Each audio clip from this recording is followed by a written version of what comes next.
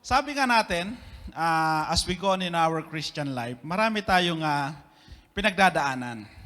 Then I go back, sabi ko nga, yung 8th anniversary natin, balik pa tayo, 2 years ago. 8th anniversary, sino yung naka-attend ng 8th anniversary ng BNE? Opo. 8th anniversary, ano po yung team natin ng 8th anniversary? Wow, rooted in Christ. Anong kulay ng damit natin? Green. Praise God. 9th anniversary. Metamorphosis. Di ba? Pero ano yung main questions natin? Have you been changed? Di ba? Yun yung have you been changed? So, yung natatanda nating nakasama natin nung 9th anniversary, tignan nga po natin. At tanungin po natin, have you been changed? O kahit hindi na natin tanungin. Di ba? Kasi sabi nga, when we make our team during the church anniversary, ito yung magiging vision natin for the coming years. Kaya nga nung nagkuhan tayo ng rooted, so we impose na dapat nandun yung patuloy na pag-aaral because in the Word of God, we will be rooted. Have you been changed is a challenge to us na rooted ka na, Kristiyano ka na, ang tanong ngayon, may pagbabago ba? So, September 2023 until now, May 3, 2024. The question we need to ask ourselves, have we been changed? Nagbago na ba tayo? Ano bang yung pagbabago na yun? Kasi changes is in two way. Do we change for good or do we change for worse? Tama? So all we want being a Christian, gusto nating we always need to change for good. So there is still ilang buwan pa, Pastor, until our 10th anniversary. Isang dekada na po ang BNE. So meron pang 5 months, di ba? 4 months. 4 months to see kung hindi pa natin nakikita yung pagbabago o hindi pa natin nakikita yung pagbabago sa mga nakasama natin noon, there's still a time to once again remind them, may nagbago na ba? Because our Lord is demanding change sa atin. Because if we believe we are children of God, there should be changes sa buhay natin. So ngayon pa lang, di ba? Ini-start na natin. After the 10th year anniversary, ano kaya yung team naman natin? At how does the team of the 9th year affected us moving forward to the 10th anniversary?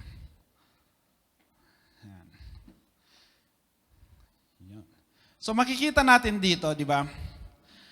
This signifies, ano yung makikita natin dito? Yung stages ng paglago o yung growth. O sabi natin, pagyabong mula sa isang buto hanggang sa pagiging isang halaman. So our team, this coming May, is hopefully, this will result in these things. Yung paglago po natin. Because our theme this coming May is about spiritual discipline. We are not yet growing as a Christian, maybe, or hindi maybe, because maybe we lack the spiritual discipline. So, sabi ko nga, I should be scheduled sa 23 of May, 23rd of May, sana ako magme-mensahe, but sabi, we have the hermeneutics on the 24, so mahihirapan po yung preparation. So praise God pa rin, binigyan niya tayo ng wisdom na mag-adjust. So dito sa mga bagay na to, we should expect this month of May that we will be learning about spiritual discipline, and as we leaders who preach to you, who teach to you about spiritual disciplines, we expect also there should be some growth. O tinatawag natin na paglago. Kasi sabi nga po natin, ano po yung nakalagay dyan? There is big difference between growing old physically in the Lord and growing up spiritually. So, marami nang matatagal sa church, may mga bago, hindi tayo pare-parehas. Pero, ang tanong nga, may pagkakaiba yung tumatanda ka sa church, tumanda ka na sa church, pero yung paglago mo spiritually, nasaan na? So, this message will not be a type of judgmental message, but you should receive it as an encouragement, as a self-reflection for each one of us. So, we will not be comparing ourselves sa kapatid, but we will be comparing and examining ourselves to the Word of God that He will give us today. Yan. Sabi dito, growing old is mandatory, growing up is optional. Tama po ba? Growing old is mandatory, but growing up is optional. Lahat tayo tumatanda, nagkakaedad tayo, di ba? Hindi natin mapipigilan yon. Kahit ilang collagen pa ang inumin natin, di ba? Kahit ilang pamparidyant ang skin ang isaksak natin, we still grow old. Tatanda pa rin tayo. Mamumuti pa rin yung buhok natin, malalagas pa rin yung buhok natin, kukunot pa rin yung balat natin. That is the process of life. We will grow old and we cannot stop it. Pero ang problema, as you grow old, are you maturing?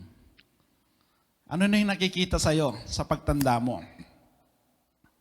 So, the question we will ponder today, o ang katanungan na sasagutin natin ngayong araw, sa Tagalog is ito.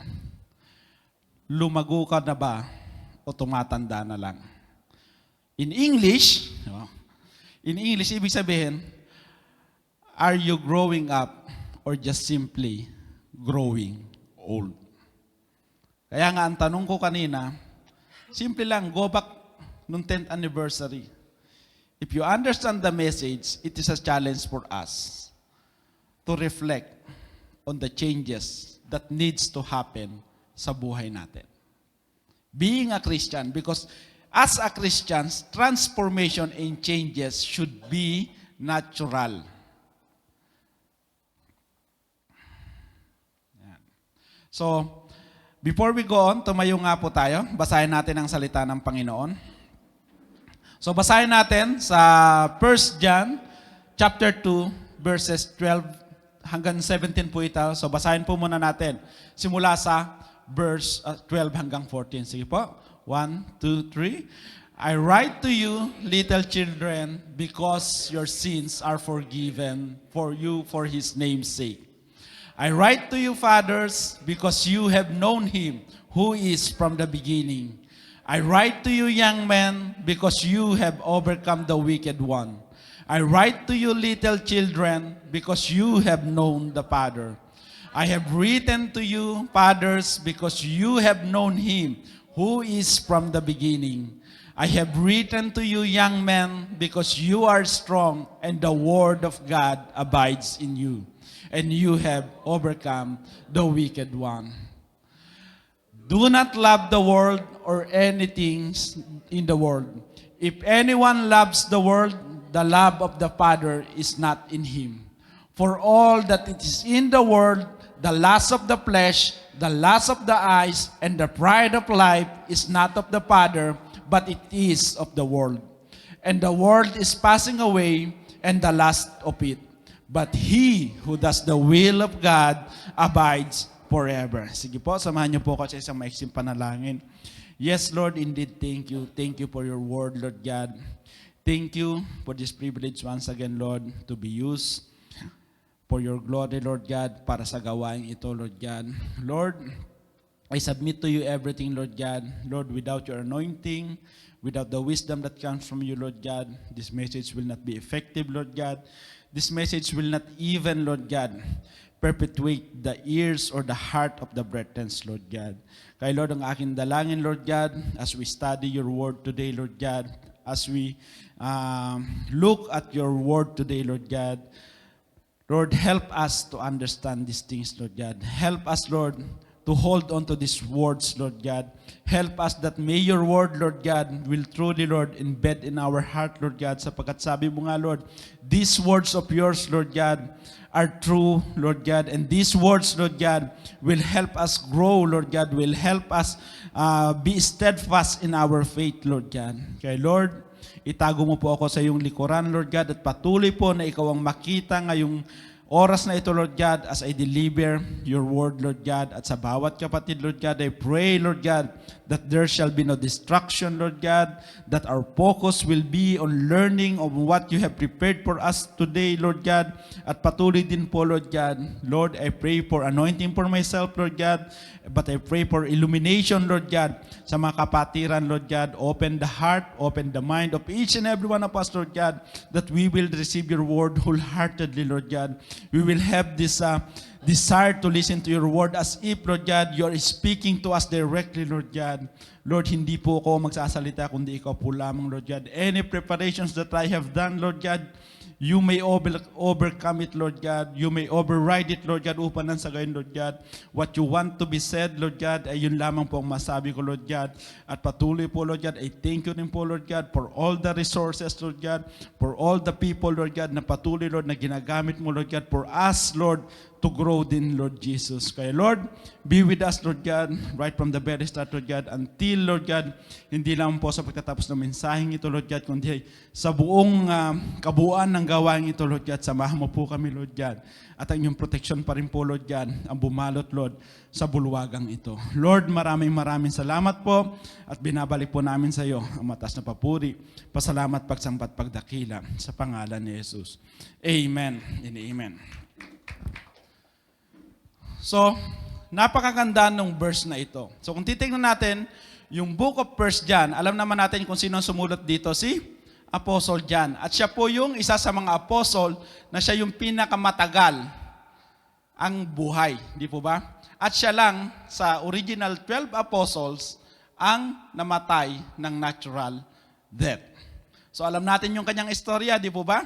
Na nung nasa siya, bago siya nilagay sa island of Patmos, sinubukan siyang patayin, di ba? Inilagay sa kumukulong mantika, pero God has protected him. Inilagay siya sa island of Patmos into the exile. Anong nangyari? Napalitan yung hari, and then the new king ay siyang di ba? Pinabalik siya, and what happens? He was able, while he is in the island of Patmos, naisulat niya yung the book of Revelations, di ba? And he also wrote these books. And this, kung babasahin po natin ang book of 1 John and 2 John, makikita natin it speaks about us Christians. At nandun yung term of endearment sa kanya when he is writing this, when our Lord and the Holy Spirit inspired him to write this book. Ano yung term of endearment niya? Di ba? Little children. Di ba? So, kung tayo, di ba, pag tinatawag tayong anak, di ba, that is one of the, sabi nga, best term of endearment, di ba? Yung matawag kang anak, di ba? Kahit hindi mo naman siya talaga relative, but to call you anak and to feel the love, that is one of the strongest term of endearment na maririnig po natin. So here, ito yung pag-aaral natin, being a children of God, because this message is intended to be heard by the children of God. Kasi sabi nga niya sa verse 12 kanina, di ba? Nung sabi niya John, I write to you little children. So, sabi nga, kung tayo, if we will accept it, asa na ba ako dito? Maliit pa ba akong bata? But as we go on, we will understand what his intentions in writing this. So, makikita natin, yan. Sino po ito? Peter Pan. Sino nang yung panood ng pelikula na to? Di ba? Lahat tayo? 80s yan, di ba? At maraming kanyan, remakes, di po ba? So alam na natin yung istorya, kada remake, pinapanood pa rin natin, di ba? Oy, bago na naman, pero Peter Pan pa rin. But the story is still the same. So alam natin ang istorya din ni Peter Pan, di po ba? The story of Peter Pan is siya yung bata na ayaw nang tumanda. So, hinanap niya yung isang lugar na kung saan hindi siya tatanda, which he found in the never land. Tama po ba? At sino pa yung isang kasama niya doon? Sila Tinkerbell? Talaga nanonood sila, alam nyo. Di ba? Mga batang 80s, di ba? So, the story of Peter Pan, that is the synopsis of the story. That is the main theme of the story na posible pala na kung ayaw mong tumanda, may isang lugar pala na pwedeng doon ka para mag-stay ka na lang sa pagiging bata. So, But the sad thing is, in the churches today, sa mga bahay panambahan, sa mga Kristiyano, we develop what we call the Peter Pan syndrome. Narinig nyo na po ito? Peter Pan syndrome. So sabi ko, anong istorya ni Peter Pan? Ayaw tumanda. So sabi dito, the Peter Pan syndrome, it offers us the joys of childhood without the responsibilities of adulthood. We can be caught in the abyss between the man we didn't want to become and the boy we could no longer be. So ano ibig sabihin that being caught in the Peter Pan syndrome? Gusto mo maging bata na lang. Kung ano ako nung una, yun na lang dapat. At alam natin bakit. The main reason why we don't want to reach that adulthood, the main reason why we don't want to grow is because of the big R and the big C, commitment. And that is true in everything. Sa trabaho, sa ministry, ano yung nakakatakutan natin? The responsibility and the commitment. That's why, as much as possible, di ba nasasabi natin kung minsan, ang sarap maging bata. Kasi wala kang iniisip. Gagawin mo kung ano yung gusto mo. Magkamali ka man, hindi ka pagagalitan. Tatawanan ka pa ng nanay mo. Ang cute-cute. Ang galing-galing naman. Di ba? Those how we treat the childrens. And we want that because we do not want the responsibility.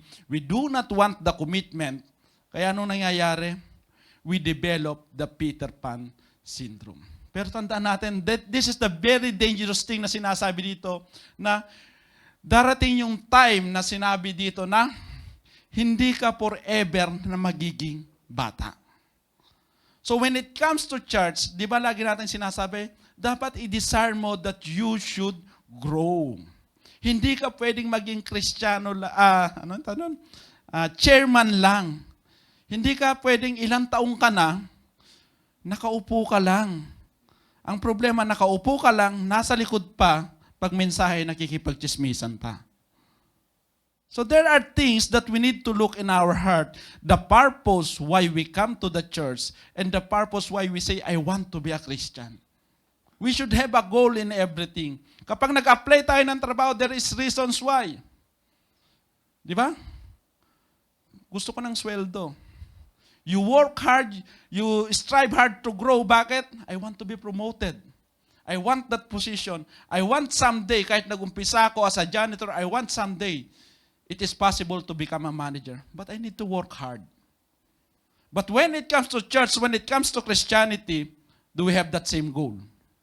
Do we have that same mindset that once I become a Christian, God expects something to me? May ni-expect si Lord sa akin. Hindi kaming mga leaders, hindi kaming mga pastor, but God is expecting something in each and every one of us. Sabi nga natin, kagaya ng isang buto, kapag ikaw ay magsasaka, kapag itinanim mo, excited ka na lumago ito. Dinidiligan mo, binibisita mo. You look at it, you're excited sa pagtubo nito. Sa mga anak natin, di ba? Do you want your children, di ba? Kapag pinanganak na siya, you look forward yung stages ng kanyang paglaki. You look forward na, ay, kailan kaya yung makakatayo siya? Kailan kaya yung makakabaliktad na siya? Kailan kaya yung first time nahihinto na siya magdede? Kailan kaya yung first time na maririnig ko yung unang sabi niya sa akin, Mama, Papa? Di ba? We, in our life, outside of the church, lahat ng ginagawa natin, we expect something to improve or to grow. But how about in our Christian life? We all say to ourselves, when it comes to church, we are proud to be told to be a Christian. But the question is, God expects something to us. The Word of God says, if you are a Christian, there should be transformation. Sabi nga, the old thing is gone, the new has come. Yan yung team natin, di po ba? Kaya nga, have you been changed? Metamorphosis. Dati, isa kang tawag doon, itlog ng paru-paro, naging pupae, di ba? At unti-unti, nasaan ka na ngayon? Nasaan na tayo? This is not the question of a pastor who is rebuking you, but it's the question that is being mentioned in the Bible itself because God expects us to grow. God does not want us to develop of what we call the Peter Pan syndrome, whereas gusto na lang natin forever maging bata. And it cannot be, and it should not happen in a Christian church. And it should not happen sa isang Kristiyano. Spiritually speaking, there are many people today who become spiritual infants but never become adults. Matagal ko na siyang kasama sa church. Mas matagal pa siya sa akin sa church. So our spiritual maturity, God does not care kung ilang taong ka na sa church. God cares how you transform as a Christian. God put you into the church, not just to sit down. Di ba sabi nga, lahat tayo dapat may parte sa bahay panambahang pinaglagyan sa atin. That's why the church is always encouraging you mag-join tayo ng ministry. Yes, there are circumstances, there are situations na kung minsan talagang hindi talaga pwede. But the question is, do you desire to be part of the ministry? Kasi if you desire to be part of the ministry, you will find a way. But if you will not desire to be part of the ministry, you will find an excuse. Di ba? Sabi nga natin, kung gusto, maraming paraan. Kung ayaw, maraming dahilan. That is the reality. Hindi lamang sa labas, kundi pati sa loob. We all have 24 hours. But why some people can do this and you cannot? Anong pagkakaiba? So these are the questions that we need to understand because the question right now is a self-reflection, is a self-examination who we are now as a Christian.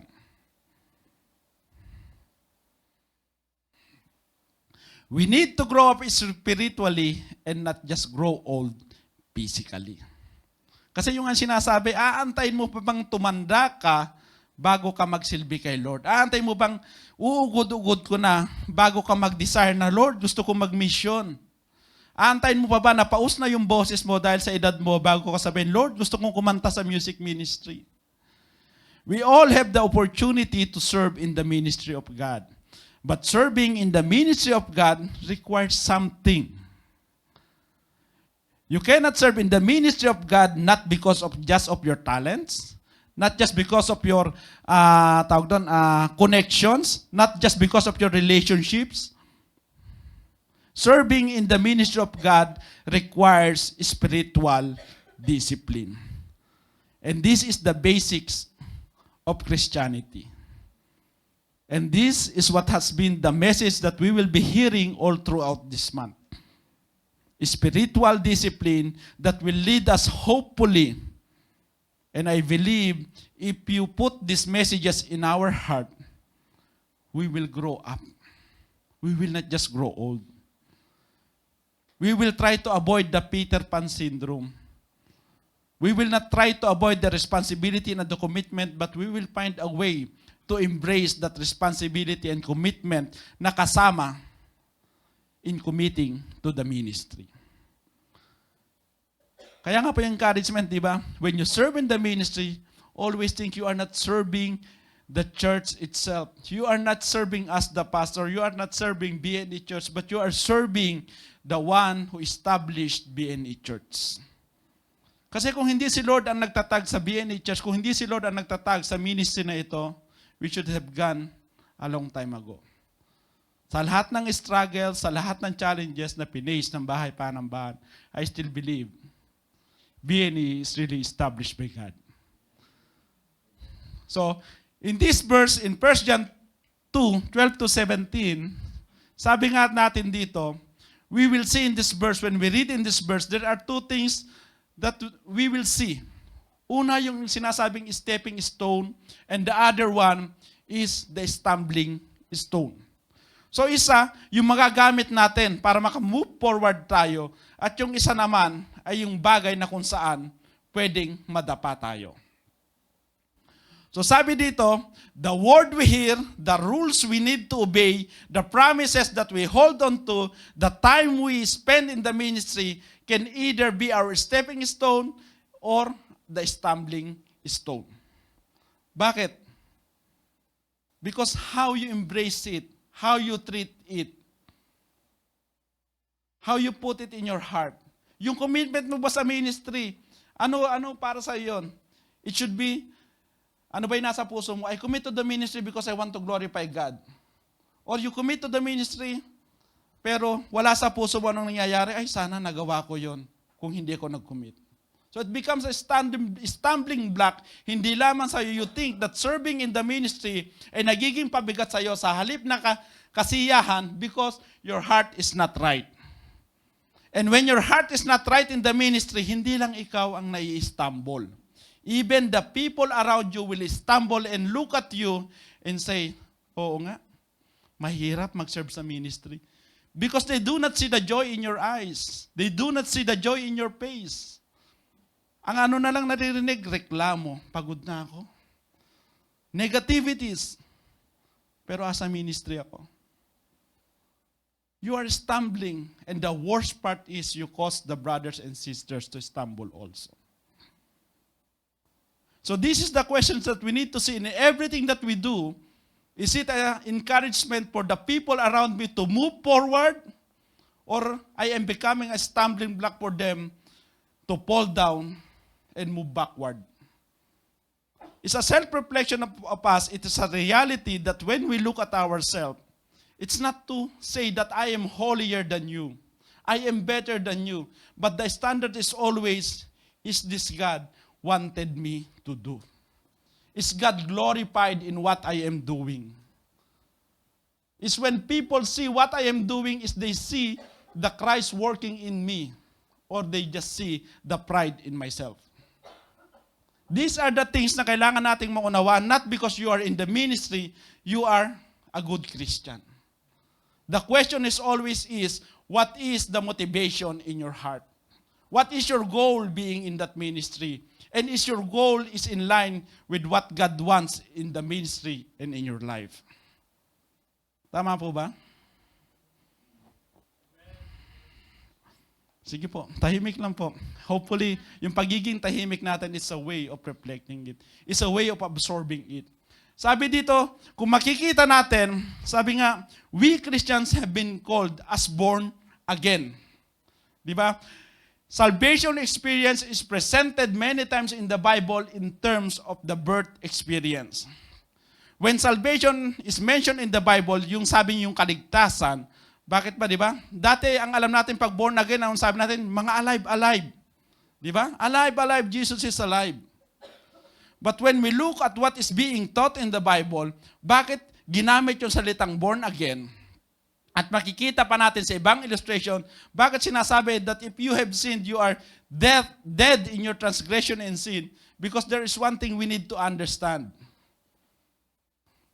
Being born again, hindi mo pinili kung sino magiging nanay at tatay mo.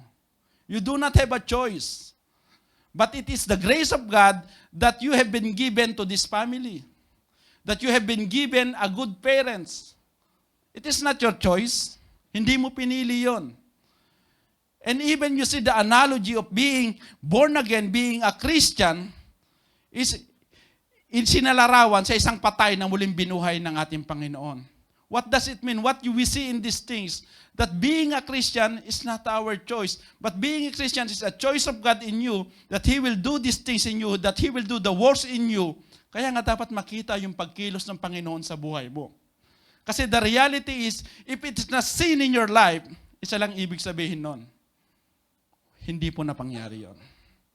If there is no changes, you have not been born again.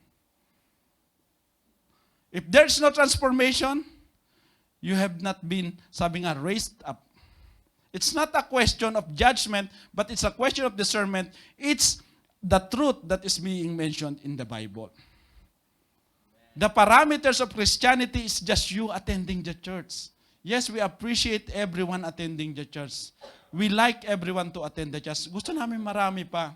But our main goal is not for you, just not, hindi lang maging taga-attend. The main goal is for you to know Christ. Is for you to know and have a relationship with the God who told you that He died for your sins, that He promises that there will be eternal life with you and Him there in heaven. What we are preaching is not your happiness here na enjoy ka kapag kasama mo ang BNE, enjoy ka kapag kasama mo ang kapatiran. That is not our aim here. Our aim is for you to understand that there is this eternal promise through our Lord Jesus Christ, that if you repent of your sins, that you accept Him as your Lord and personal Savior, you will have that eternal life. We preach not the temporal things that can make you happy in this life, kundi ang patuloy namin sinasabi, there is better things than what we have in this world na akala natin yun na yun the best para sa atin. What is the best thing here? Do not compare to the eternal things that is promised in heaven. Because everything in this world will pass away. But the promise of God will never be. Kaya makikita nga po natin sa John 3:3, sa 1 Peter 1:23, sa James 1:18, it's all pictures salvation in the terms of birth. Tama po ba? So sabi niya dito, nung nagtanong si Nicodemus, most assuredly I say to you, unless one is born again, he cannot see the kingdom of God.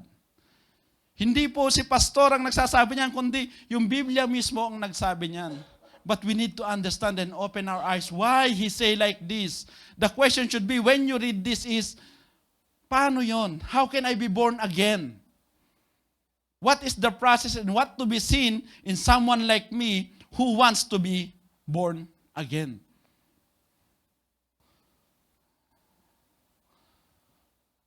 So, sabi nga natin, birth is a picture of salvation. For us to understand more, di ba?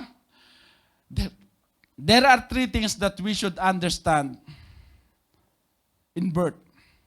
So una, sabi dito, birth determines our nature. Di ba? Birth determines our nature. So, kapag pinanganak na pusa, meron siyang feline nature, tama? Kapag aso, anong tawag sa kanya? He have the canine nature. Ibig sabihin, yung karakteristik ng isang aso, kahit anong lahi pa yan, hindi mo pwedeng yung pinanganak na aso, makikita mo siya ng parang pusa. Abnormal po yun. Hindi ka makakakita ng pusa na tumatahol o aso na ngumingyaw. Kapag nakakita ka po nun, abnormal po yun. Hindi yun yung process. Hindi yun yung tamang proseso. So, if you have been born as a cat, then you have a cat nature. Kapag pinanganak na aso, that's why you see a dog nature. At kapag pinanganak ka ng tao, then there is what we call a human nature. But the Bible says we need to be spiritually born. So, paano ka ngayon magkakaroon ng spiritual nature? Kaya nga sabi sa 2 Corinthians 5:17, to be born again is for you, your old self, your human nature should be transformed into spiritual nature. At ano yung kasagutan for us to have the spiritual nature? Sabi niya dyan sa John chapter 3, verse 3, unless one is born again, he cannot see the kingdom of God. Bakit? Kung sino lang po ang makakakita sa kingdom of God? Those who have that spiritual nature. Bakit? Isipin po natin. Di ba si Moses, burning bush pa lang, di ba? Yung kumbaga, yung ladlaran pa lang ng glory ng Panginoon ang nakita na niya. Namuti na yung buhok niya. Anong sabi niya? Hindi mo makikita ang Panginoon in our physical form, in our human nature form, because you will die. So how can you have fellowship with God? You need to have that spiritual nature so that you will be able to come with God there in heaven. That is the natural process. You cannot say you have a spiritual nature, but what they are seeing in you is still your human nature. Kaya nga, the question, have you been changed, is a big question sa buhay ng isang Kristiyano.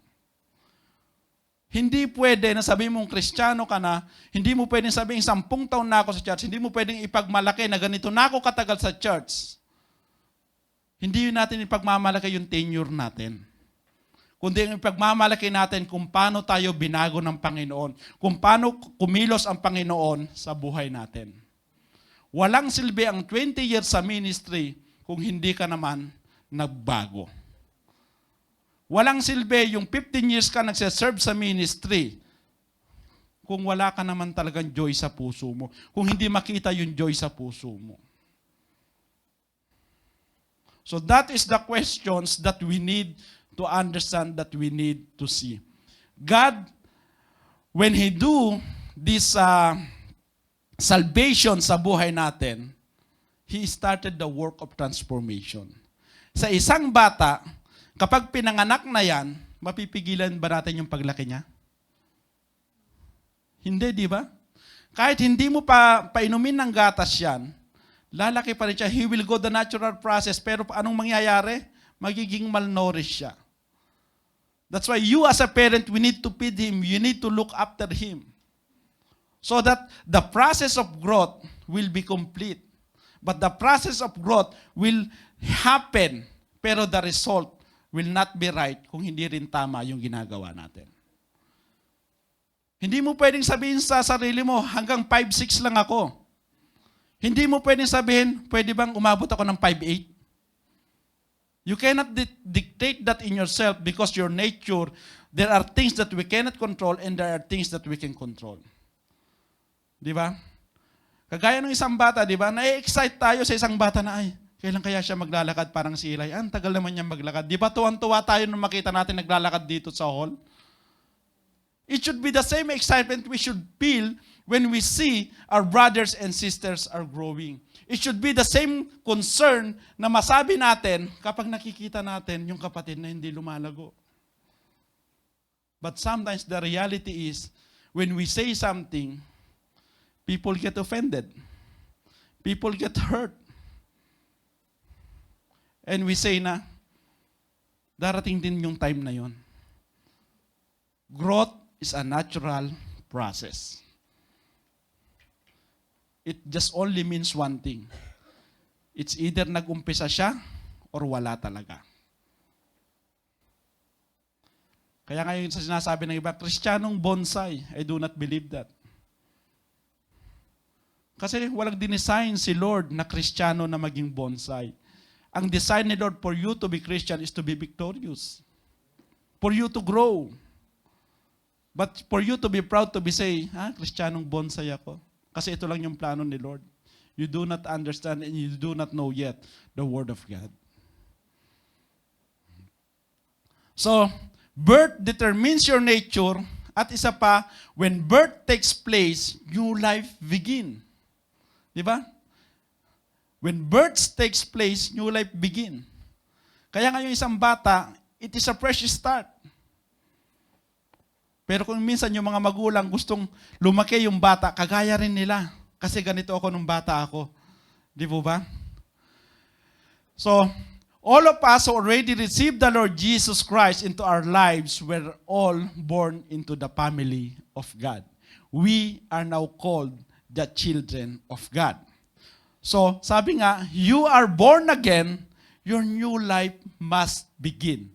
O hindi must. Your new life should have begun.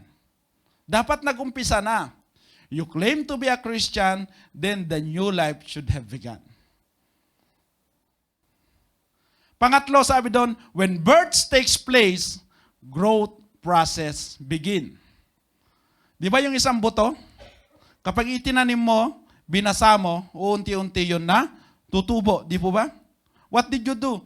Basta dinidiligan mo lang. Kung minsan nga kahit hindi mo diligan, tutubo pa rin yun because that is the natural process. Parang nung nagtanim ako ng ampalaya, sabi ko isang buwan na, hindi pa tumubo. And then nagulat na lang ako nung magdidilig ako, umusbong siya. So, it means na nagsawa na akong kadidilig, akala ko wala na, pero meron pala. So sometimes it is maintindihan natin, that is the growth process na dinidiman sa atin that is being teach sa bawat isa po sa atin. In whatever stages of this spiritual journey, we are now or we all have one thing in common. Lahat tayong mga Kristiyano may isang bagay na pare-parehas tayo.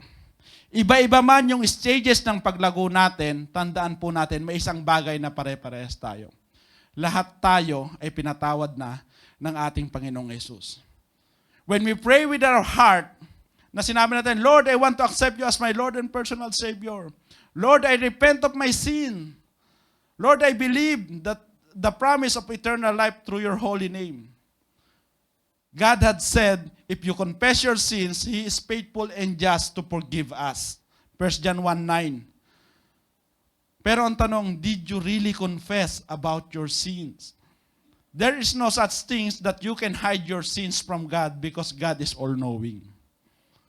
Kaya nga wala kang choice pag nagkasala ka, nagkamali ka, kundi i-confess ito kay Lord.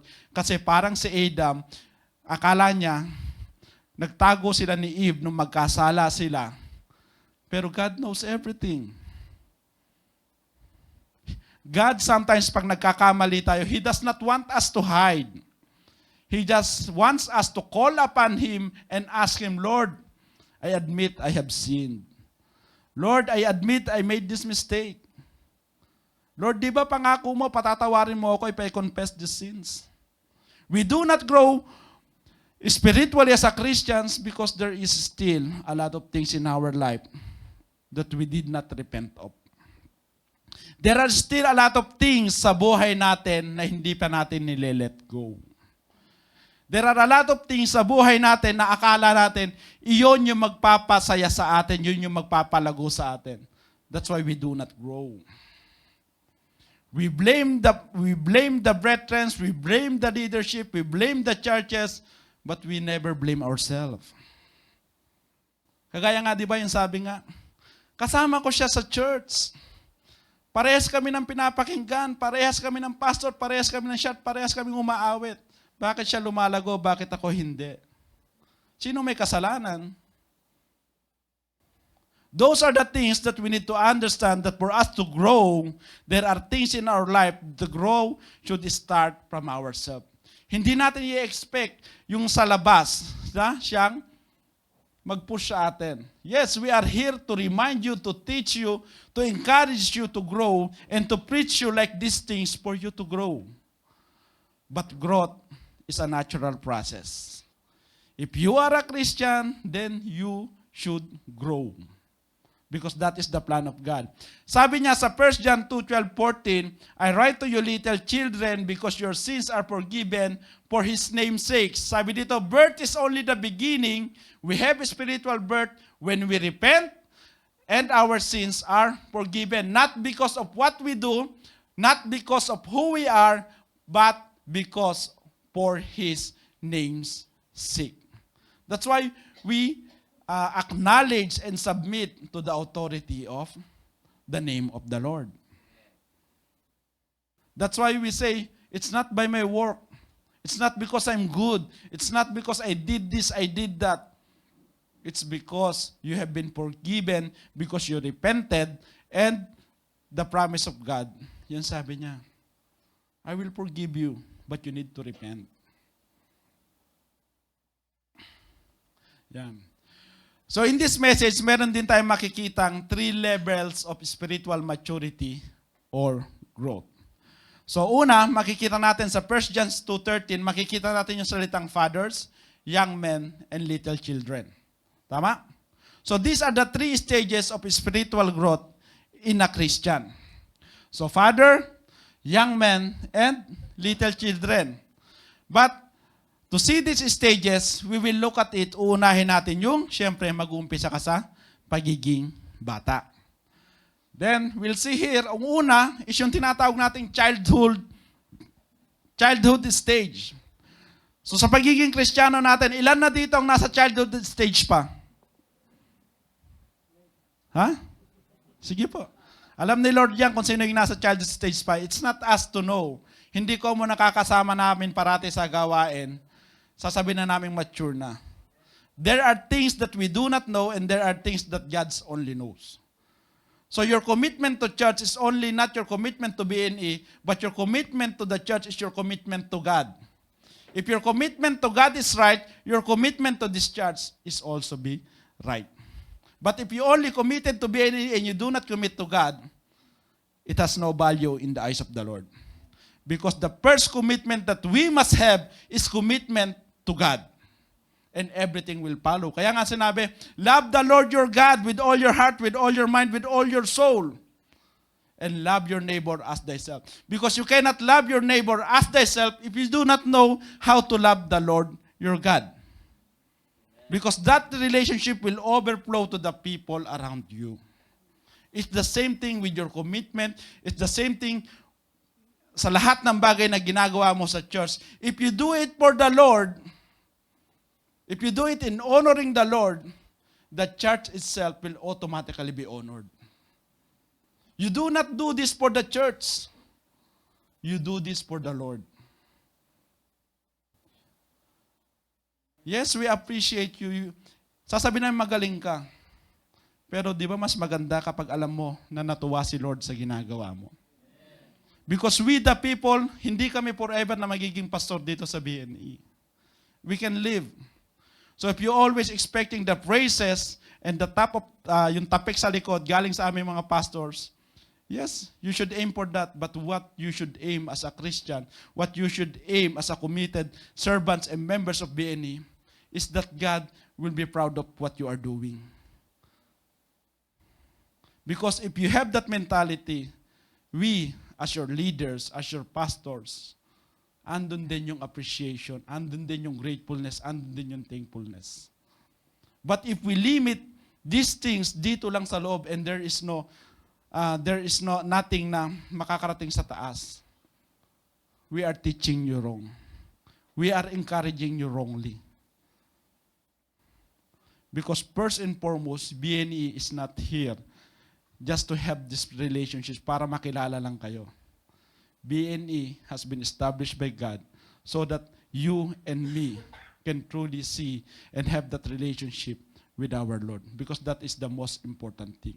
Because He is the one who sustains this church. He is the one who provides this church. He is the one who brings you to this church. Yes, in-invite ka ni Ate Ima, in-invite ka ni Kuya Ervin, in-invite ka ni Kuya Glenford, in-invite ka ni Kuya Jess. But God uses Kuya Jess only so that you will be here in this church. You do not stop thanking Kuya Jess. But first, you thank God for the life of Kuya Jess. You thank God for the life of Ate Ima. You thank God for the life of Tita Sally. You thank God for the life of those people who invited you to be parts of this church. Because if God did not use them, asan kaya tayo ngayon? So the appreciation, the gratefulness starts from God. It will overflow to the right people. So sabi niya dito sa John 12:12, makikita po natin, it's the same word as little children, but in Greek, magkaiba po sila ng ibig sabihin. Kaya nga po dito, sa John 2:12, sabi ko kanina, John wrote to Christians. Pero when he used the little children dito, ang word na ginamit niya is paidion o paidia. Sabi niya dito, children or little ones, o ibig sabihin, children in intellect or infants in faith. Di ba iba yung pag-iisip ng bata saka sa adult na. Iba yung mindset ng elementary pa lang kaysa sa college graduate na. So the children here means spiritual infants, but here the little children means lahat ng tumanggap na kay Lord. Kaya when we read this, sabi nga, napaka-importante yung tinuturo natin. Sometimes, you need to use the resources that is available with us right now sa mga Bible apps po natin. So, childhood stage, sabi niya, I write to you little children because, ano yung first stage? You have known the Father. So, kapag ipinanganak ang isang bata, di ba? Kanino siya unang nakaka-relate, di ba? Sa kanyang mga magulang. Di ba? Napapansin nyo kuminsan, di ba nakakatuwa na sabi ng nanay, dinala kita ng 9 na buwan, pero nung nakapagsalita ka sa tatay mo, mas malapit ka. Di ba? So, sabi dito, once you have become a spiritual infant, ang unang bagay is, you should have known the Father. Kaya nga, Christianity first, you should have known Jesus Christ, or you should accept Jesus Christ as your Lord and personal Savior. So sabi dito, salvation is all about getting to know God. Salvation is being born into the family of God and becoming aware of the presence of God in our lives.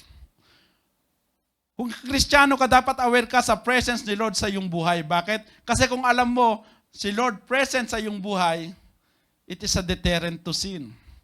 May gusto kang gawin na alam mo na mali, ay, alam ni Lord to. Gusto mong pumunta sa isang bagay na kung saan magkakasala ka, there will be deterrent because kasama ko si Lord. Nakikita ni Lord ko ng ginagawa ko. But if you do not believe that, sige lang, wala namang makakakita. Sana walang makakita. Sana hindi mahuli. But a Christian who acknowledges that he is born in the family of God, he believes that the presence of God is in his life, hindi niya magagawa yon. Bakit? Kasi there will always be conviction. There will be that voice that will tell you, mali yan. Kasalanan yan. Di ba Kristiyano ka na? Di ba nagbago ka na? Ba't naandyan ka pa? But if you do not have that in your life, you will not have that. Sige lang, wala naman nakakakita. Pag may nakakita, uy, huwag mong sasabihin ha. Di ba? Hindi, magagalit ako sa iyo. Those are the things that we have. Those are the simple things, being a Christian, that we should know. And it's a proof sa buhay natin na nandyan nga, na may Kristo ka nga sa buhay mo. It is not the word of a pastor, but it is the word of God. So pangalawa is adolescent stage. Sabi niya sa verse 14, I have written to you young men because you are strong. So ito naman yung una, knowing the Father, and as you develop as a Christian, you need to be strong. Hindi ka pwedeng mag-stay sa pagiging bata. You need to develop to be a strong Christian. Sabi niya dito, as Christians, we must desire to be strong if we are going to overcome the wicked one. Because as you grow, di ba? Yung mga bata, andyan lahat nagkikare sa kanila. Di ba? Nakatingin, baka matumba, baka madapa, nakaalalay lahat, di po ba? Pero as you grow, nakikita po natin that support system is unti-unting nawawala because your parents wants you to develop something on your own. Gusto ng mga magulang na magawa mo yung dapat mong gawin. Gusto ng mga magulang na maging independent ka na. They need to see the growth in you. They need to see you to walk alone. They need to see you na sa isang bata, di ba? Makapagsubo na siya ng sarili niya. Makapagtimpla na siya ng gatas ng sarili niya. Makainom na siya ng sarili niya. Makapagbihis na siya ng sarili niya. Because that is the natural process of growth. Hindi pwede na 15 years old na yung anak mo, binibihisan mo pa. Hindi pwedeng 17 years old na, pinapaliguan mo pa.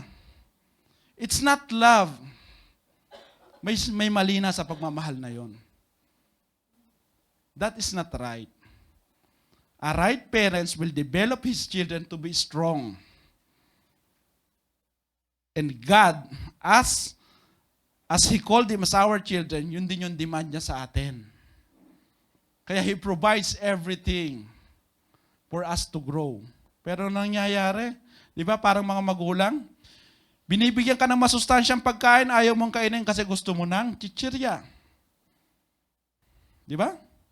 And you expect to grow? You expect to grow healthy? Di ba?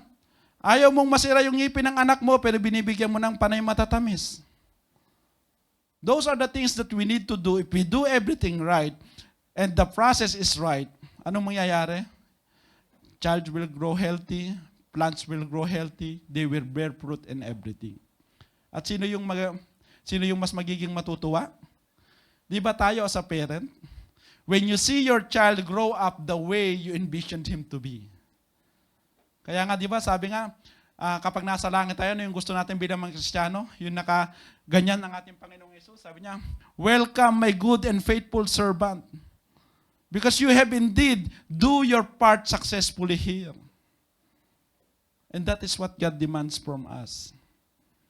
Being a Christians, we need to grow. And paano tayo magiging malakas? Ang sabi niya dito, the Word of God abides in you. Pero maraming Kristiyano ayaw magbasa ng salita ng Panginoon. Ayaw mag-aral ng salita ng Panginoon. And they expect to be strong.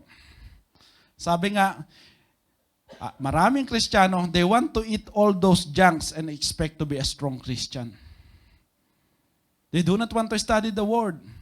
They do not want the Bible studies. Bible study na naman.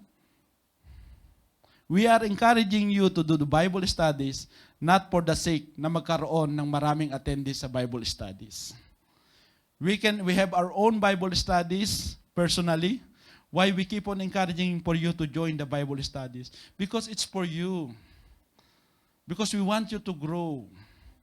Because we want you to understand that Christianity is not just about attending every Friday. Hindi sapat yun. That is the reality. You want to grow, but you do not want to do that extra effort. You want to, sabi nga, parang sa isang may sakit, gusto mong gumaling pero ayaw mong uminom ng gamot. Di ba? Gusto mong safe ka lagi, pero you always do things in a dangerous way.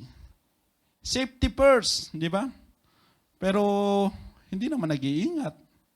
Those are the things that we need to look into our life. Kaya nga po, we keep on insisting Bible studies because it is here where we grow. Yes, there is worship, but part of worship is also studying the Word. You will not have that proper worship if you do not understand the Word. Sabi dito, a young man in Christ is not dependent on Friday preaching only, sa Pinas, Sunday. He knows how to feed himself. Di ba? Alam niya kapag nagugutom na siya, alam niya yung tamang pagkain na dapat niyang kunin. Hindi na niya tatawagan yung kanyang nanay, "Nay, nagugutom ako, ano ba yung masustansya dito?" There is something wrong if you do not teach that to your children. Di ba kaya nga sinasabi ko minsan, wag mong kakainin yan that's too sweet. Masisira ang ngipin mo. Wag mong kakainin yan dahil inuubo ka pa. Di ba? We say that things for them to grow properly. They know how to grow in the Word. He studied the Word of God, knows how to find answers in the Word. Time's up po. Pero sorry, putulin ko na mensahe. They are strong in the Word, founded in the Word, rooted in the Word. So if you are a young man already and you are not founded, strong in the Word, and you are not yet rooted in the Word, you are not still a young man, you are still an infant. Di ba? Ang isang 10 taon ng bata na hindi pa naglalakad, anong sabi natin? May mali sa kanya. Bakit ang 10 taon ng Kristiyano na hindi pa lumalago, hirap tayong sabihin na may mali sa'yo? Why? Dahil ayaw natin masaktan? Ayaw natin ma-offend? But that is the reality. Sometimes we need to tell the truth for them to understand. Yes, they will tell us na sobra naman si pastor, sobra naman si kapatid, akala naman niya napaka-banal na niya. No. It's not saying na banal kami, but we are just telling you to do this because we want you to grow. Because we want you to experience the growth, yung bunga ng paglago sa pagsisilbi sa Panginoon. Yes, masaya ang buhay sa mundo, pero isipin mo, 70 years ka lang mabubuhay sa mundo. May bonus 80 years. Nasa iyo ng lahat, pero after 80 years, in eternity ka sa baba. Nagpapagal ka dito for ilang taon sa ministry, but you have serving faithfully the Lord. Ang promise niya, you will be with Him eternally in heaven. Ang word na eternally is eternal. Walang katapusan. So pangatlo, is nasa adolescence stage pa rin dito. Ang sabi niya, sabi nga po natin kanina, ano yung magpapalakas sa atin? The Word of God. So kinuha ko to sa illustration ni Pastor Roy Bersosa. Sabi niya, kapag pinanghahawakan natin ang salita ng Panginoon, ibig sabihin, sabi niya, we hear it, we read it, we study it, we memorize it, and we meditate on it. Kaya kung pinanghahawakan natin ang salita ng Panginoon na ganyan lang, hindi siya ganon, kalakas yung grip natin. But we need to do everything to hold firmly to the Word of God. Sabi nga dito, kapag natuto tayong panghawakan ang salita ng Panginoon, makikita natin kung paano tayo hinawakan ng salita ng Panginoon. Ano ibig sabihin? When we truly get grip of the Word of God, makikita natin that the Word of God is true. The promises of God is true. Totoo nga pala. Di ba? That there is joy in serving the Lord. Totoo nga pala na kahit puyat ako, pag nagsiserve ako kay Lord, nang nandun yung joy sa puso ko, hindi ko mararamdaman yung pagod at puyat. Mararamdaman ko na lang yun after. But there is still joy. Nakangiti ka pa rin na matutulog. Why? Because your motivation is right. Because you understand the Word of God. Because you do it not for the people, because you do it for God. We cannot always say thank you to you. We cannot always tap your back. Hindi man namin maibalik yung mga yung mga ginagawa nyo para sa ministry. But we know God will do His blessings sa buhay po natin as we serve Him.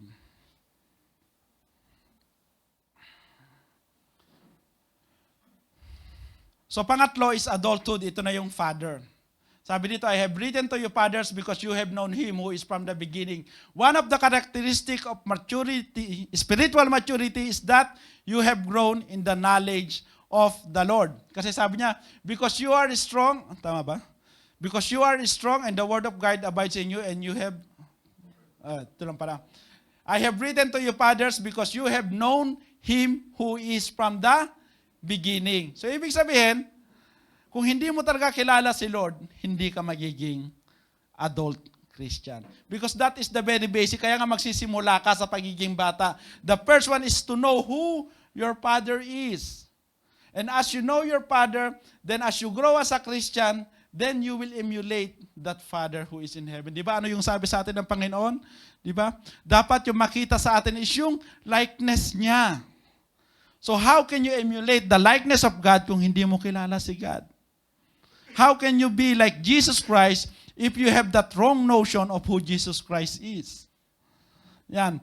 Gaano ka nakatagal sa bahay panambahan? Ilang taong ka ng Kristiyano? Have you grown in your knowledge of the Lord? Mas kilala mo ba si Lord last year? Yung pagkakakilala mo ba kay Lord ay nadagdagan na? O yung pagkakakilala mo kay Lord nung unang dumating ka hanggang ngayon ay ganun pa rin? Isa lang ibig sabihin nun, hindi ka nakikinig sa preaching. Hindi ka na nakikinig sa preaching, hindi ka pa ma-attend ng BS. How can you grow? How can you grow to that knowledge if you refuse to listen?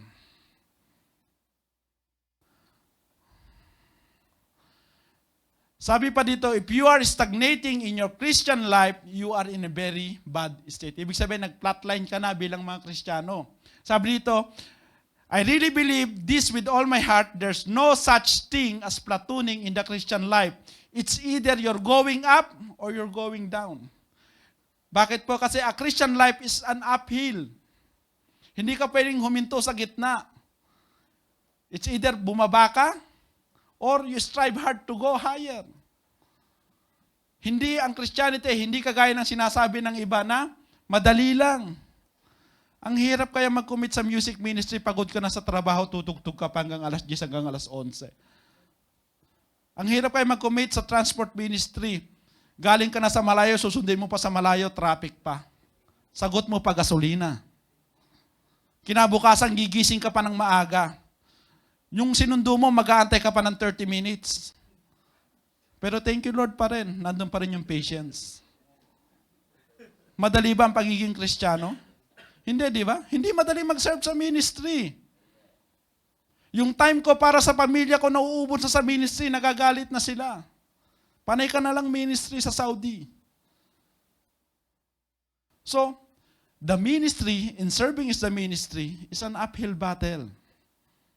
And if you stay at the center, it's either you will slide down. If you do not strive hard, you will not go up. Tama po ba?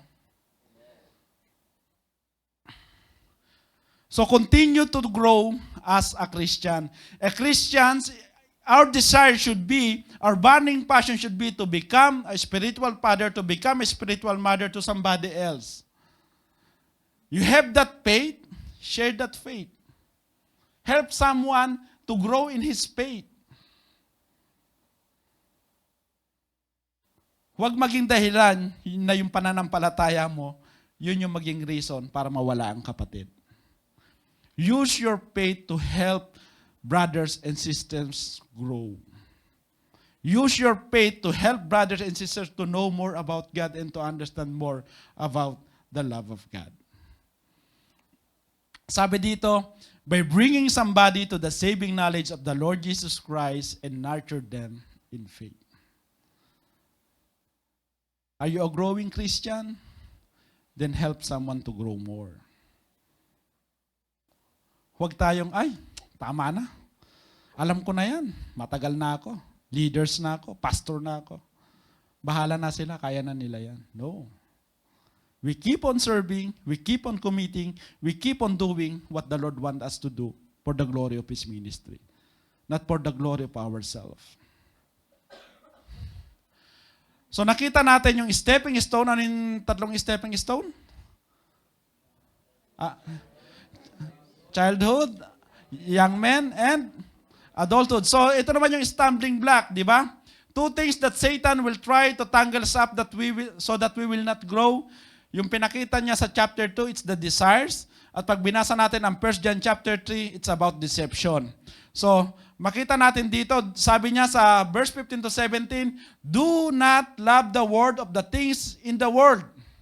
Di ba? Kung matandaan niyo po yung message natin last time, na-explain na po ito. Di ba?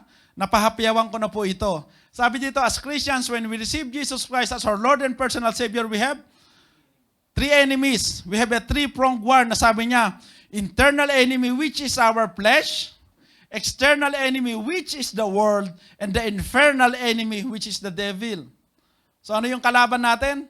Katawan natin, yung mundong ginagalawan natin, at andyan pa si Satanas. So is Christian life easy? Madali bang maging Kristiyano? Hindi. Kaya kung may nagsasabi na madali lang maging Kristiyano because I can do all things through Christ who strengthens me, huwag tayong maniwala. Because if we believe that being a Christian is easy, we will be complacent. There will be complacency. We will approach Christianity, yung sinasabi nila, rocking chair approach. Alam niyo po yon? Pag ganun-ganun lang, easy-easy lang, mamaya nakatulog na. Di ba? Parang sa pakikinig ng mensahe ni Lord. Pa-easy-easy ka lang, mamaya inaantok ka na. Because you do not have the desire to listen to the word. You do not have that in your heart to namnamin yung mensahe ng Panginoon. You are complacent. You have the opportunity to listen to the word, but you do not put the right priority in it. So, sa 1 John chapter 2, si Apostle John, he focused on the external enemy, which is the world. So tignan natin, definition of the world, desires of the world, at saka destiny of the world. So ang verse natin pa rin, 1 John 2:15 to 17. Mamadaling ko na lang po Yan. So, the definition of the world, nakita na rin po natin, in Greek, it means cosmos. Pero marami yata hindi naka-attend during the Thursday service, di ba? So before, yung word na cosmos ay may dalawa lang na ibig sabihin before the fall of man. So it can either mean planet or people. Kaya nga po dito, pag in-apply nyo itong dalawa na to, will it fit? Sabi niya, love not the world. So it can either be planet or people. Sabi, tama ba na love not the planet? Mali, di ba? Kasi ito lang yung planeta na meron tayo eh. Love not the people. Mali rin kasi ang sabi ng Panginoon, mahalin natin ang lahat, pati kaaway natin. So, it is not this. So what he means when John says, love not the world. So after the fall of man, there is the third meaning of the word cosmos, which is, ito pala, nadoble. Before the fall of man pala. After the fall of man, so the system of the world. So ibig sabihin, love not the perverted system of the world. Di ba? Tama? Neither the things that are in the perverted system of the world. Di ba? So that becomes correct. So hindi sinasabi ng Panginoon when we read this na huwag nating mahalin ang mundo. Hindi sinasabi dito na huwag nating mahalin ang tao. Kundi ang sinasabi dito, huwag nating mahalin yung sistema ng mundong ito. Ano ba yung sistema ng mundong ito? Lahat na lang pwede. Dati, there are only two genders, male and female. Ngayon, malapit na maging A to Z. No, it's not, we have nothing against it, but that is the truth. Di ba? Dati, di ba? Hindi pwede yung sex outside marriage, pero ngayon normal na lang. Ginagawa na nila lahat. Di ba? Dati ang ring bearer nauunang maglakad, ngayon kasabay na. Di ba? Kasi nasa tiyan. Those are the things that this is the systems of the world. Is this the world? Ito yung sinasabi ni Apostle John na dapat hindi natin tularan, na hindi natin mahalin. Yung mundo na nagsasabing, i-enjoy mo lang yung buhay mo dito. I-enjoy mo yung buhay mo kasi pag namatay ka, wala na. No. Isipin natin, there is, ano sabi yung mensahe yung Kuya Jess? There is a time of death. After that, there is judgment. So hindi totoo na i-enjoy mo na yung buhay mo dito kasi pagpatay ka na, wala na. Hindi mo may enjoy yung buhay mo sa impyerno. Kasi there will be gnashing of teeth. You will only enjoy life after death when you have Jesus Christ in your life.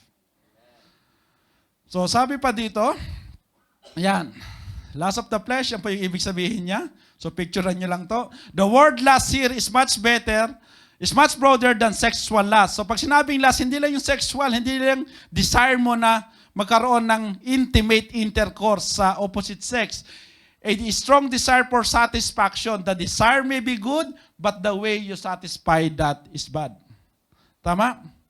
You have the desire, you have that sexual desire. Pero paano mo sinatisfy? Di ba? Sa hindi mo asawa. Then it's sin. Mas nasasatisfy ka sa kabit o sa extramarital affairs mo kaysa sa tunay mong asawa. That's wrong. That is not what the world that is not what the Word of God is telling us. So Galatians 5:19-20, makikita natin dito, di ba? Basahin ko lang ha. Now the works of the flesh are evident, which are adultery, fornication, uncleanness, lewdness, idolatry, sorcery, hatred, contentions, jealousies, outbursts of wrath, selfish ambitions, dissensions, heresies, envy, murders, drunkenness, revelries, and the like.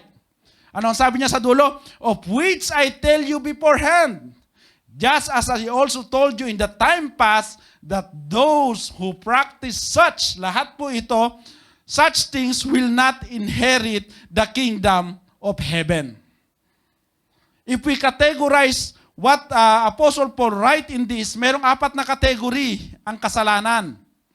Immorality, idolatry, interpersonal relationships, at yung isa, indulgence.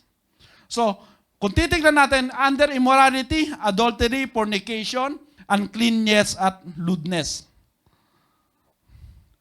Pagdating sa idolatry and sorcery, dito tayo madalas mag-fall down. In the interpersonal relationship, siguro dito, no, I do not commit adultery, I do not commit fornication, I do not do uncleanness, I do not do lewdness. Kaya nga sabi natin minsan, di ba? Kaya nga, very careful tayo sabihin sa mga kapatid, wear a proper dress. Di ba? Kasi nakaka-distract tayo. Pero the world say, suot mo kung ano yung gusto mo. Kasalanan nila kapag na-tempt sila. That is not what the Bible is teaching. Di ba sabi nga dito, even si Job, anong sabi niya, I train my eyes not to lust on woman, sabi ni Job. Iisipin mo yung mga babae during that time. Ano yung damit nila? Mahahaba. Pero sabi pa ni Job, itinayin ko yung mata ko na hindi magnasa sa kanila. Ano yung pagnanasaan mo doon? Nakatakip nga. Samantalang tayo ngayon, band-aid na lang yata. And people are demanding us not to be, sabi nga, huwag mo siyang sitahin. Wala kang pakialam. But as a Christians, we should not follow that pattern of the world. So interpersonal relationship, do you feel hatred towards the brethren? Is there contentions? Nakikipagtalo ka ba? Is there outbursts of wrath? Emotionally, bigla ka na lang nagalit dahil ayaw mo yung nasabi o ayaw mo yung kanya. Naiisama ko to. Sorcery, jealousies. Nagseselos ka ba? Kasi mas pinagpapala si kapatid pero mas nagseserve ka. Mas favorite ni pastor si ganito, di ba? Selfish ambitions, di ba? Ano yung ambition mo? Para sa sarili mo lang ba? O para sa ministry? Ginagawa mo lang ba to para sa'yo? Ginagawa mo ito as part of the ministry. Dissensions, ay ayaw ko na. Iba na sila.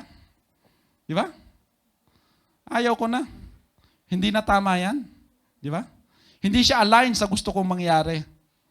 There is dissensions. There is heresies. Maling katuruan. Kaya nga, yung tinuturo mo ba is tama? Yung sinasabi mo ba is tama? Yung nakikita ba sa buhay mo ay tama? Envy. NVCD, naiinggit ka ba? Kasi mas ginagamit siya. Dapat ang kainggitan natin is yung bagay na kung saan nakikita natin yung opportunity na makapag-serve kay Lord. Murders. Bakit may murders dyan, di ba? Kapag galit ka sa kasama mo, sa kapatid mo, anong sabi sa Bible, sa Book of Matthew, di ba? Kapag galit ka, parang pinatay mo na rin yung kapatid mo. Di ba? Sa Book of Matthew. Indulgence, drunkenness. Sabi, Pastor, pwede bang uminom? Oo, pwede, pero hindi pwede maglasing. Di ba? Kuya Herbert? Pero habang nalalasing, di ba? Habang dumadami iniinom, hindi pa ako lasing. Hindi pa ako lasing. Di ba? Kasi hindi niya nararamdaman na lasing na pala siya. Revelries, pagpa-party-party.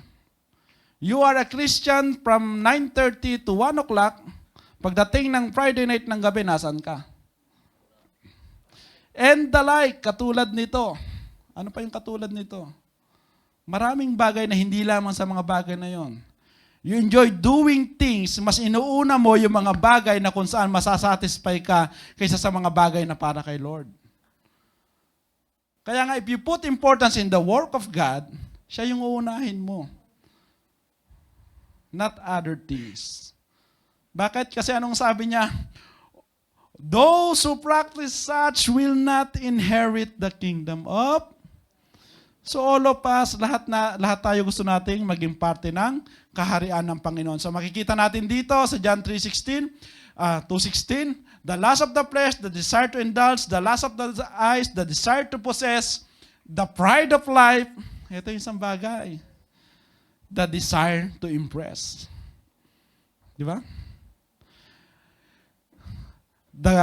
Dapat kung may i-impress tayo, hindi yung mga tao, si Lord. Kasi pag nai-impress si Lord, may impress din yung mga tao. Yan. Konti na lamang po. Yan. So pag sinabi natin word is the perverted system, sabi to, this gives us one reason for not loving this world. Anong sabi niya? Is this world will pass away. Sabi niya, and the world is passing away and the lust of it. We cannot love the world because of its destiny. Ang mundong ito ay maglalaho. Ano lang mag-stay? Sabi niya, the word of God, di ba? There will be new heaven and new earth. So kapag mahal na mahal mo yung mundong ito, di ba? Kapag mahal na mahal mo yung isang bagay, ayaw mo itong mawala sa'yo. Tama? Kahit lumang-luma na yan. Kasi mahal na mahal ko yan, hindi mo pwedeng itapon yan. Di ba? Because of that love, you cannot let go. Ang sabi dito, we cannot love the world. The system of the world, we cannot love it. Bakit? Kasi mawawala rin yan. We are eternal, the world is passing. If you are a Christian, there is a promise of eternal life. The world is not eternal. The principle of life and death cannot operate together. Yan. Sabi dito, so, the destiny of worldliness is one disease that has infected not only the world but even Christians. When we allow worldliness to come into our heart, it robs us of our spiritual effectiveness. It keeps us from having the power of God. It ruins our witness for the Lord. Worldliness is anything that keeps you from loving God the way you ought to love Him. Worldliness is anything that you keep from doing the will of God the way you ought to be doing. So, sa halip na gawin mo yung para kay Lord, inuuna mo yung hindi gawain para kay Lord, that is worldliness. Plain and simple. Yan, conclusion na po tayo. Ano po yung picture na yan? Di ba nakakatawa? Imagine yourself, matanda ka na sa church, pero you still consider yourself as a spiritual infant. Di ba? Kung hindi ikaw yan, matatawa ka. Paano kaya kung ikaw yan, kapatid? Gusto mo bang pagtawanan ka? No. Sabi dito, do not be content on being spiritual babies. If you really serve Jesus Christ as your Lord and personal Savior, and a true children, our growth must be visible and natural. As a little children, we must learn more about Christ to help us in our battle against the deception and temptation of the enemy. As a young man, we move from victory to victory because we are strong as we keep His words and abide in Him. As Father, having developed the wisdom needed to teach young men as God has commanded us to go and make disciple of all nations. Tama? We do not need to stay as little children. Kapatid, we need to grow. Kapatid, grow up.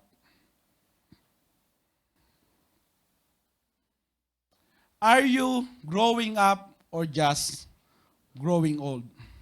If you say you are a Christian and you are not growing, you are contradicting the very essence of what the Lord expects from you. God designed Christians to grow. That is our spiritual nature. If you are not growing despite the years you spent in the church, there is something wrong.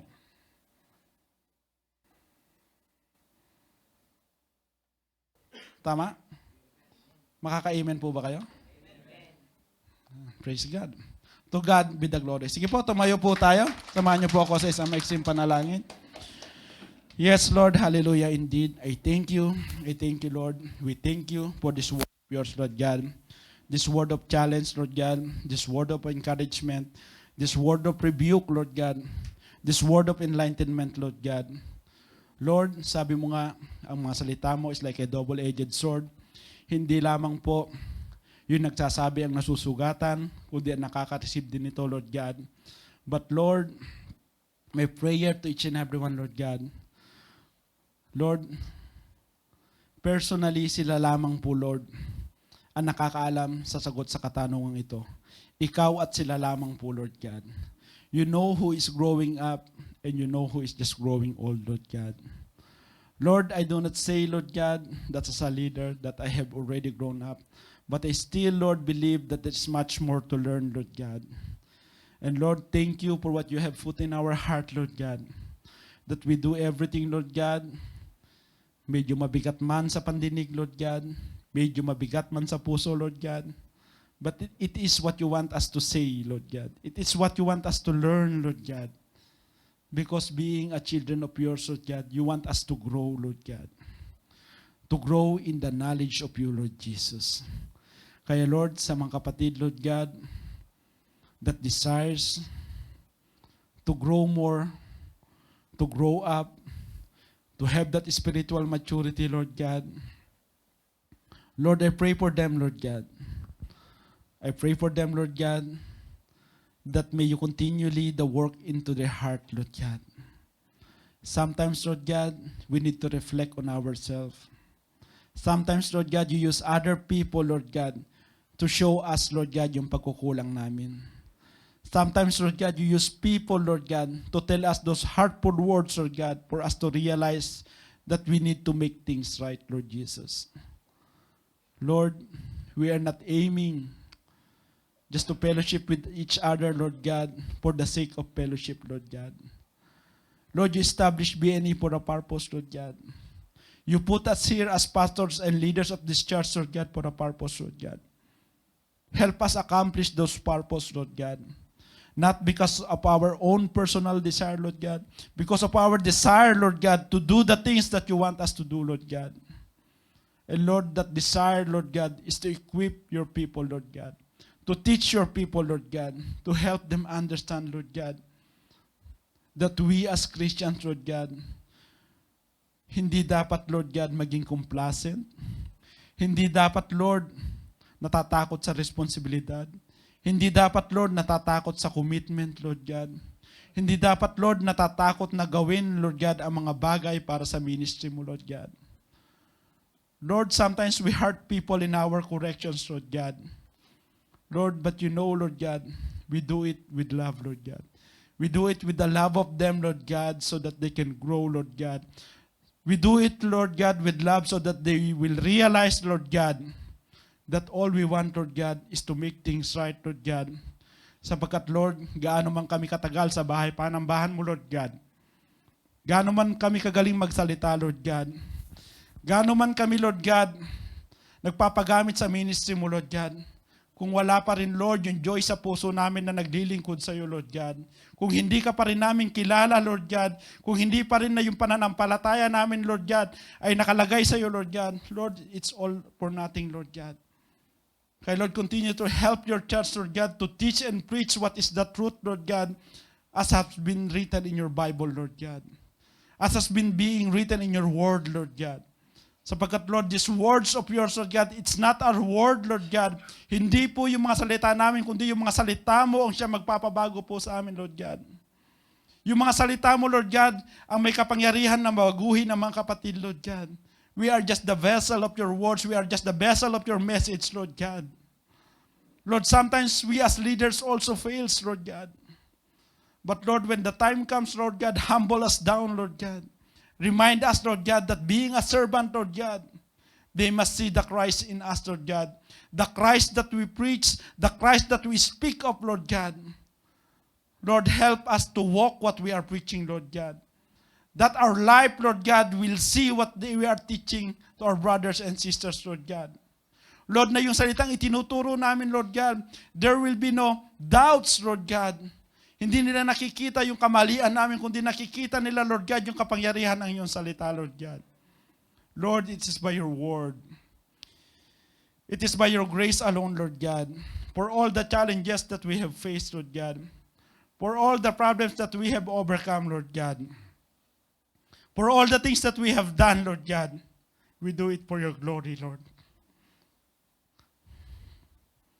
Lord, may you continue to bless the brothers, the sisters, Lord God. Bless them with the desire to grow, Lord God, the desire to commit. And bless your church, Lord God, as we do things for your glory. This is our prayer in Jesus' name. Amen.